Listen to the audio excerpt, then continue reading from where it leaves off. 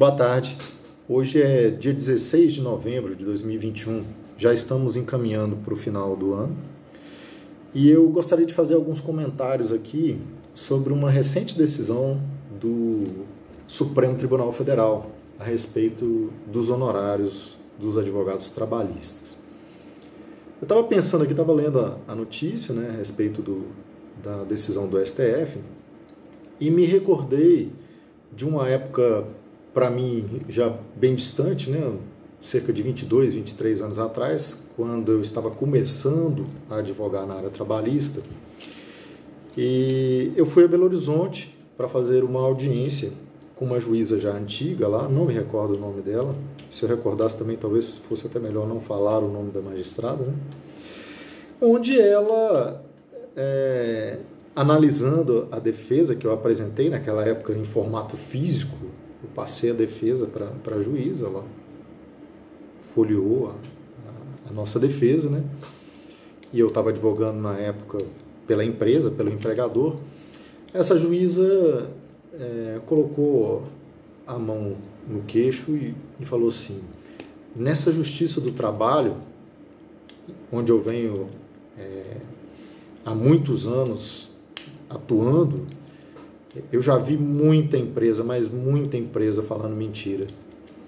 E aí eu já regalei os olhos, e falei assim: vixe, acho que a minha defesa não agradou, tem alguma coisa que eu não consegui convencer, ou não consegui, talvez eu não tenha feito a melhor abordagem, E aí, surpreendentemente, ela fez esse comentário e logo em seguida inverteu a situação. Mas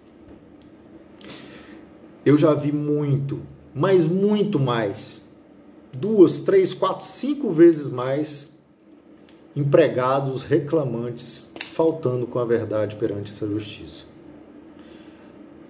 E aí continuou, a audiência transcorreu novamente, passou aquele frio na barriga, Advogado recém-formado, começar a audiência com um comentário que pode não ser favorável para a minha parte, Era uma situação um tanto quanto temerária, mas passou a situação. E com os anos de profissão, eu fui entendendo por que aquela magistrada fez aquele comentário daquela forma. E explico para vocês nessa tarde dessa terça-feira pós-feriado. O que acontece? A Justiça do Trabalho, ela sempre teve uma legislação que permitia ao empregado viver verdadeiras aventuras processuais. Não existia responsabilidade. O advogado dos reclamantes podia pedir tudo e mais um pouco, mesmo sabendo que não tinha chance de ganhar, mesmo tendo ciência de que se tratava de um pedido temerário. Pouquíssimas vezes na minha vida de advogado eu vi uma parte ser efetivamente penalizada porque manejou um processo de forma temerária, de forma perigosa, com utilização de mentiras e pedidos absurdos. Acontece, a penalização às vezes acontece, mas era muito raro. Com o advento da reforma trabalhista, em 2017, isso mudou. Mudou porque o trabalhador, ao entrar na Justiça do Trabalho, ele, mesmo sendo beneficiário da justiça gratuita, ele corria o risco latente de ter que pagar verbas sucumbenciais, honorários advocatícios ao advogado da parte adversa, por ter sucumbido, por ter perdido parte do processo ou mesmo integralmente o processo. Quando eu digo ainda que beneficiário da justiça gratuita, é porque se existisse algum crédito no processo ou em outro processo, a justiça poderia utilizar o crédito para pagar o advogado credor daqueles honorários sucumbenciais.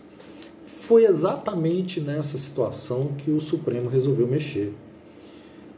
A justiça, até então, não tinha regramento que freasse o reclamante, E até por esse motivo, a Justiça do Trabalho era muito questionada, existia uma polêmica muito incisiva com relação aos pedidos, às lides,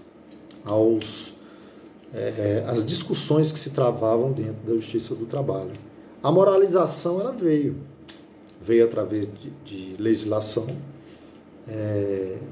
em 2017 com a reforma trabalhista, só que do mesmo jeito que ela veio, ela se foi.